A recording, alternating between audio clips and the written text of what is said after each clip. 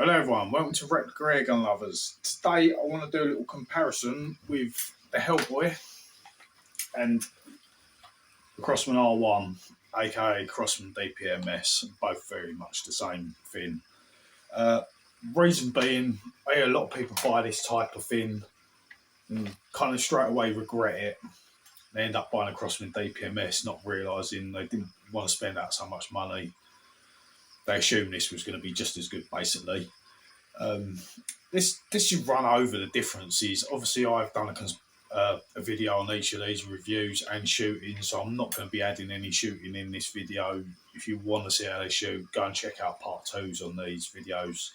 Most of them with dpms. I've got so many videos shooting it. You're going to find them straight away, basically. So, cheaper one. These are like 150 quid England, up to about 170. There's so many different makes, models and styles of the inside is exactly the same thing. It doesn't matter what you are buying. Even the AK you can see on my shelf, exactly the same thing. They're all made exactly the same, really. Magazine, main reason. You're only going to hold 18 in here. It is full metal, that magazine. Even all the inside component. You push this little part here. You've got one CO2, obviously your usual little hex nut. So you're going to run one CO2 on that with 18 BBs at a time. It is a bit of a pain in the butt to load up each time. You think you've got to constantly pull it out, pull your little spring down, load up your 18 BBs. Now I found only Remingtons seem to work in these because they are a lot smaller. They are actually way under 4.5mm. So they tend to fit straight in that hole. There is no little loader down there to help you. So you've got to poke everyone and you've got to rock it because they always fall into the mechanism. So that is one big downside with these. And then you've got to remember how to put it back, which you'll soon find yourself fiddling around. Functionality is very minimal.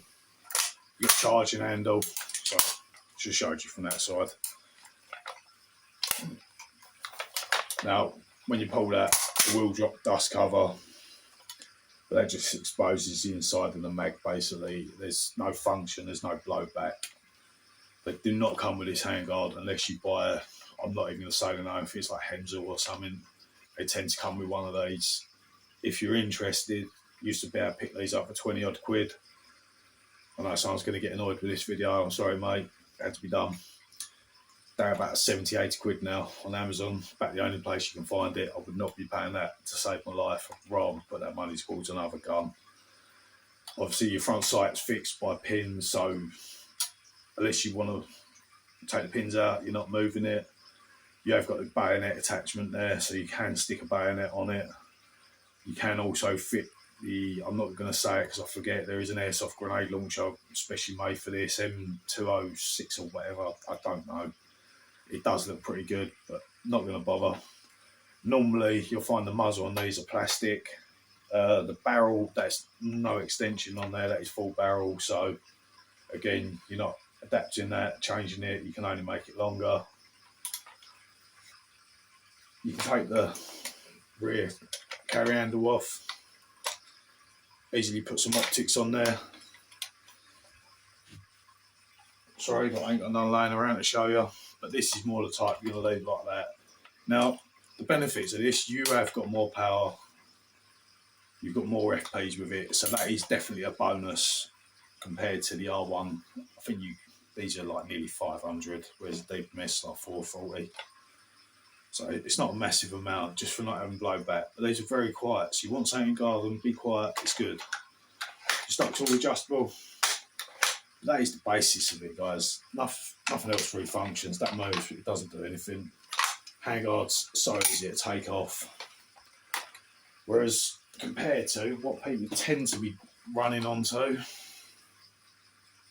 you can't really fault these guys. The magazines, yes, they are a bit expensive. If they break, you just replace the mag. You can have some internal problems with the hammers on these. If you've seen Rumble Canada, the geezer will show you how to make anything. there's nothing that's beyond doing with these guns after seeing that geezer. He's made some crazy things. Check him out, man. Like, he's crazy. He's just made one of these with much bigger caliber, so looking awesome. These are just so much easier to change around. Everyone seems to love them. Obviously, the original dpms, you're only going to have that stock on there, minus that. Obviously, I've got some different parts on that. But yeah, you can't put any other stock on that, guys. There may be, I can't even remember the name. Yeah, honestly, I can't even remember the name for it. Saying uncle, but anyway, it's the only stock I think might possibly fit, but I doubt it would. It doesn't look like anything else is gonna. Obviously, saying these Alara and FPs, you got so much more potential with them. The handguards can be a bit of a pain in the ass to change. It's easily done. You know, I've got change of view. There's all my dpms, so you know they are just beautiful. There's so much more you can get on with these. Obviously, this is nowhere near original anymore. It's had everything done to this. If you got dpms, you want to know how to change your stock, I've got a video on that. Check that out. Handguard, it's easy enough. I always say just stick with an M-lock. If you want to change handguard, just M-lock it, because they bolt on at the bottom as well. You can drill new holes if you need to. And get yourself one of them floating barrel nuts. You tighten in. That hold this in nice and secure, so it ain't going to go anywhere. Look, even that's an original one, and that's wobbling. They all seem to do it after a while. But it's just awesome. You know, you got your Picatinny row.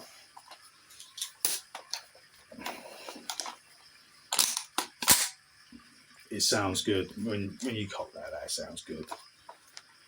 Now, difference is if I do these in here, normally, there you go.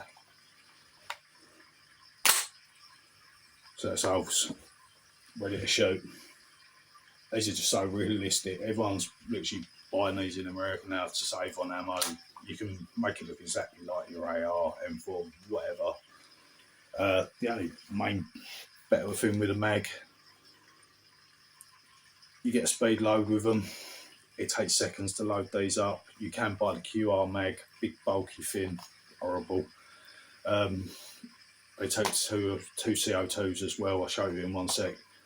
A lot fatter, but they've got reservoirs, so you can literally pull your handle out and pump your next load of BBs in. Job done. Don't even have to take the mag out unless you want new CO2 and BBs. The good thing about these, but they tend to break, which I've just found out 3 of mine are. You can run it on 1 or 2 of CO2. So if you only want to shoot for an hour, just put 1 in. It's marked first. But if you notice you've got a leaking problem, guys, you want to get around that, stick an empty in there. You don't always have to put the 2 normally, unless it's leaking up here. If it's only leaking into the next one, stick a second CO2 in there, solves it. But you fill the other canister up, still work.